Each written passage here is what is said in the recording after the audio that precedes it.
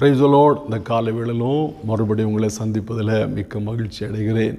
இந்த நாளிலும் நாம் ஒரு வேத வசனத்தை தியானிப்போம்.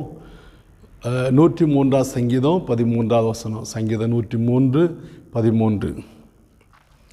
தகப்பன் தன் பிள்ளைக்கு இறங்குறது போல கர்த்தர் தமக்கு பயந்தவளுக்கு இறங்குகிறார். இந்த வேத வசனத்தில் வாசிக்கும்போது தகப்பன் தன் பிள்ளைக்கு இறங்குறது போல கர்த்தர் தமக்கு பயந்தவளுக்கு இறங்குகிறார் என்று நாம் இங்கே வாசிக்கிறோம். பாருங்கள், அவர் இரக்கமுள்ளதான தேவன். நாம் இரக்கமுள்ளவர்களாய் காணப்படுகிறோம். நம்முடைய பிள்ளைகளுக்கு இரக்கம் செய்கிறோம். நீங்கள் மத்தேயு 7ஆம் அதிகாரத்தில் வாசிக்கும்போது, உங்களில் தகப்பனாக இருக்கிற ஒரு இடத்துல மகன் அப்பத்தை கேட்டால் கல்லை கொடுப்பானோ, முட்டையை கேட்டால் தேளை கொடுப்பானோ என்று சொல்லப்படுகிறது. பொல்லாதவளாய் நீங்கள் உங்கள் பிள்ளைகளுக்கு நல்ல ஈவுகளை கொடுக்க அறிந்திருக்கும் போது பரமபிதாவானவர் தம்மிடத்தில் வேண்டிக் கொள்கிறவர்களுக்கு நன்மையானது கொடுப்பது அதிக நிச்சயம் அல்லவா? அப்படியானா ஒரு தகப்பன் தன்னுடைய பிள்ளைக்கு நன்மையானதை கொடுப்பான் என்று நான் வேதத்தில் வாசிக்கிறோம். நன்மையானதை கொடுக்கிறதான அந்த தகப்பனை ஆண்டவர் சொல்கிறார், நீங்கள் பொருளாதவளை நீங்களே உங்கள் பிள்ளைகளுக்கு நல்ல ஈவுகளை கொடுக்குறீங்க. தம்மிடத்தில் வேண்டிக் கொள்ளுகிற தேவனுடைய பிள்ளைகளுக்கு அவர் நன்மையானது கொடுப்பது அதிக நிச்சயம் அல்லவா என்று இங்கே நான் வாசிக்கிறோம். பிரியமானவர்களே, ஒரு தகப்பன் எப்படி பிள்ளைக்கு இறங்குகிறானோ அதே போல் இரக்கமுள்ள தகப்பனாக நம்முடைய தேவன் இருக்கிறார். பாருங்கள், நம்முடைய பிள்ளைகளுக்கு எதை கொடுக்க வேண்டும், எது கொடுக்க வேண்டும்.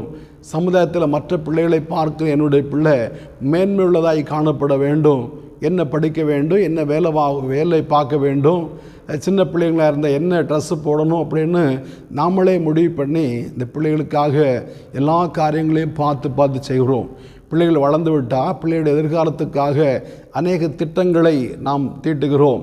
என்னுடைய பிள்ளை நல்ல பெரிய வீட்டில் இருக்கணும், நல்ல வசதியான வாகனத்தில் போகணும், என்னுடைய பிள்ளை மற்ற பிள்ளைகளை பார்க்கணும், மேன்மையுள்ளதாய் காணப்பட வேண்டும், சமுதாயத்தில் என்னுடைய பிள்ளைக்கு நல்ல அங்கீகாரம் வேண்டும் என்று சொல்லி நம்முடைய பிள்ளைகளுக்கு பார்த்து அநேக காரியங்களை நம்ம செய்கிறோம். இதற்காக என்னுடைய பிள்ளை நல்லா இருக்கணும் அப்படின்னு. பாருங்கள், நம்மை குறித்து இயேசு சொல்லும்போது பொல்லாதவள் என்று சொல்கிறார். பொல்லாதவளாய் நாமே நம்முடைய பிள்ளைங்களுக்கு பார்த்து அநேக நன்மையான காரியங்களை செய்து கொண்டிருக்கிறோம். அநேக நன்மையான காரியங்கள் பிள்ளையுடைய எதிர்காலத்துக்காக, வாழ்வாதாரத்துக்காக அநேக திட்டங்களை செய்கிறோம்.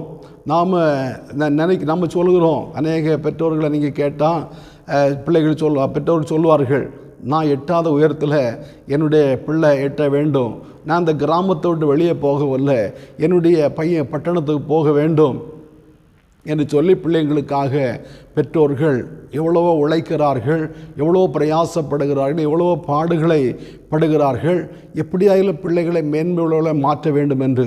அப்போது ஆண்டுடைய பார்வையிலே பொல்லாதவளாய் காணப்படுகிற நாமே நம்முடைய பிள்ளைகளுக்காக அநேக திட்டங்களை போட்டு அநேக முயற்சிகளை செய்து அவர்களை மேன்மை உள்ளவர்களாக மாற்ற வேண்டும் என்று நாம் எதிர்பார்ப்போமானால் நம்முடைய பரமபிதா எவ்வளவு அழகாக, எவ்வளவு மேன்மையாக அந்த காரியங்களை செய்வார் என்பதை நான் யோசித்து பார்க்க வேண்டியது அவசியமாக இருக்கிறது. நியாயாதிபதிகள் 1ஆம் அதிகாரத்தில் காலேப் என்று சொல்லக்கூடியதான ஒரு மனிதன், அந்த மனிதன் தன்னுடைய மகளை விவாகம் பண்ணி கொடுத்தான். அவள் விவாகமாகி தன்னுடைய தகப்பனை விட்டு கணவன் வீட்டுக்கு புறப்படுகிறதான வேலை வந்தது. அவள் புறப்பட்டு வாகனத்தில் ஏறிவிட்டா.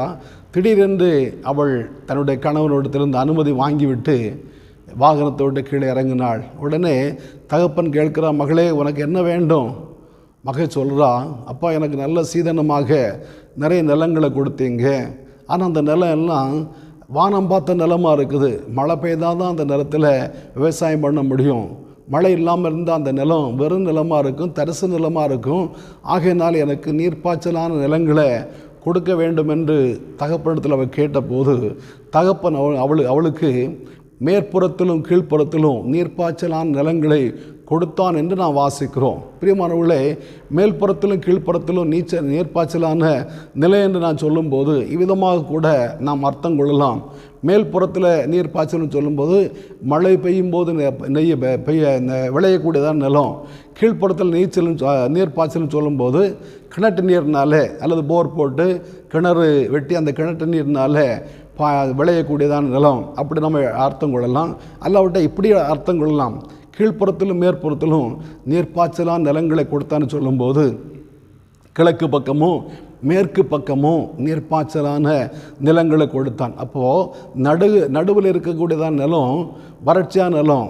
ஆனால் கிழக்கு பக்கமும் மேற்கு பக்கமும் நல்ல நீர்ப்பாய்ச்சலான நிலத்தை கொடுத்தான். அப்போது இந்த நிலங்கள் விவசாயம் பண்ணப்படும் போது நடுவில் இருக்கிறதான தரிசு நிலங்களும் விவசாயம் பண்ணப்படும், அதுக்கு நீர் பாய்ச்சப்படும் என்று நாம் அதை புரிந்து கொள்ள வேண்டும். அப்படியானா தகப்பனத்தில் மகள் கேட்டபடினாலே அவளுக்கு அவ்வளவு மேன்மையான சிறப்பான ஆசீர்வாதங்கள் அவளுக்கு கொடுக்கப்பட்டது. இப்போ நாமும் நம்முடைய ஆண்டவரிடத்தில் கேட்க வேண்டும். நம்முடைய தேவைகள் என்னதென்று அவர் அறிந்திருக்கிறார். நம்மத்தை 6 வாசிக்கும் போது இவைகளை அஞ்ஞானிகள் நாடி தேடுகிறார்கள், இவைகள் உங்களுக்கு வேண்டியதென்று பரமபிதா அறிந்திருக்கிறார் என்று சொல்லப்படுகிறது. நம்முடைய தேவை என்னதென்று ஆண்டவருக்கு நன்றாக தெரியும். தெரிந்தாலும் சில காரியங்களை நாம் ஆண்டவரிடத்தில் கேட்க வேண்டும் என்று அவர் எதிர்பார்க்கிறார். இப்போ நம்ம கேட்கும்போது அவர் நமக்கு தருகிறதான தேவனாக இருக்கிறார். அவர் ஒரு நாளும் மறக்கிற தேவன் அல்ல, ஒரு நாள் உனக்கு நான் தரமாட்டேன்னு சொல்லுகிற தேவன் அல்ல. நம்ம எதை கேட்கிறோமோ கேட்கிறதை பார்க்கலாம் சிறப்பானதை கொடுக்க அவர் வல்லமை உள்ள தேவன்.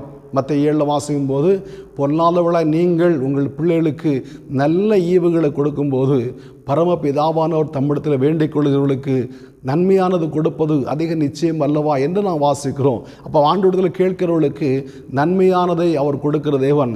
தகப்பன் தன் பிள்ளைக்கு இறங்குறது போல இறங்குகிற தேவன் என்று நாம் அங்கே வாசிக்கிறோம். அப்போ அவர் இரக்கமுள்ள தேவன், கேட்கிற எல்லாருக்கும் சம்பூர்ணமாக கொடுக்கிற தேவனாய் காணப்படுகிறார். இந்த வார்த்தையை கேட்கிற அருமையான தேவனுடைய பிள்ளைகளே, உங்கள் வாழ்க்கையில் கூட நீங்கள் அநேக தேவையோடு கூட காணப்படலாம், அநேக எதிர்பார்ப்போடு கூட காணப்படலாம். இரக்கம் பெற வேண்டியவளாக நீங்கள் இருக்கிறீங்க, ஒரு பரிதாபத்துக்குரியவளாக வாழ்ந்து கொண்டு இருக்கிறீங்க.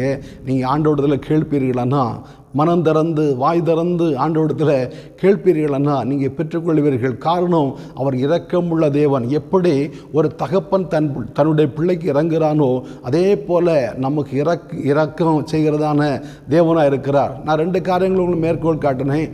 ஒரு தகப்பன் பிள்ளை தகப்பனிடத்தில் அப்பத்தை கேட்டால் கல்லை கொடுக்க மாட்டானா, முட்டையை கேட்டால் தேளை கொடுக்க மாட்டானா. அதே போல் உடைய பிள்ளைகள் நல்ல ஈவுகளை கொடுப்பார் என்று நாம் வாசிக்கிறோம். அதே போல் அக்சால் காலேப்பை கூட நம்ம தியானித்தோம்.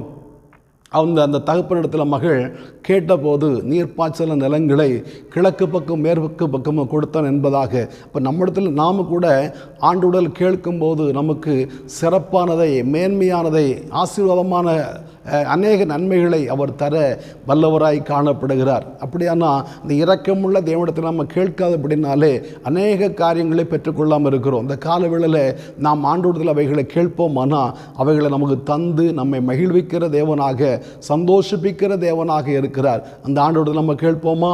எல்லாரும் கண்களை மூடி ஜெபிப்போம். நல்ல பிதாவே, நன்றியோடு துதிக்கிறோம், வாழ்த்துறோம். இந்த காலவேளையிலும் உங்களுடைய திருமுகத்தை நோக்கி பார்க்கிறோப்பா.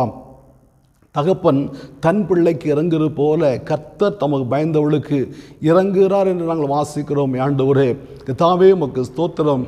உங்களின் தகப்பனாக இருக்கிற ஒருவரிடத்தில் மகன் அப்பத்தை கேட்டால் கல்லை கொடுப்பானோ, முட்டையை கேட்டால் தேளை கொடுப்பானோ என்று நாங்கள் வாசிக்கிறோப்பா.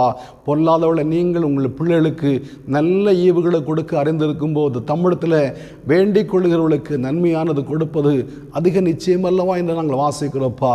நாங்கள் நம்மிடத்தில் கேட்கும்போது எங்கள் நன்மையானவர்களை தருவீரே, நன்றி செலுத்துகிறப்பா. அதே போல தக்சாள் ஆண்டவருக்கு காலைப்படத்தில் நீர்ப்பாய்ச்ச நிலத்தை கேட்டால் மேற்புறத்திலும் கீழ்ப்புறத்திலும் நீர்ப்பாய்ச்ச நிலங்கள் கொடுக்கப்பட நாங்கள் இவற்றில் படிக்கிறோப்பா. நாங்கள் உங்களிடம் கேட்கும்போது ஆண்டவர்கள் அதிகமான நன்மைகளை, அதிகமான ஆசிரியங்களை, சிறப்பானதை எங்களை தந்து எங்களை நடத்துவீர் நாங்கள் ஆண்டவர் விசுவாசிக்கிறோம், நம்புகிறோம். அந்த பாதையை எங்களை நடத்துவீராக. அப்போட நாமத்தை மகிமைப்படுத்துங்க. இயேசு மூலம் பிதாவே, ஆமேன், ஆமேன். ஆண்டவர் நம்மை ஆஸ்வதிப்பாராக.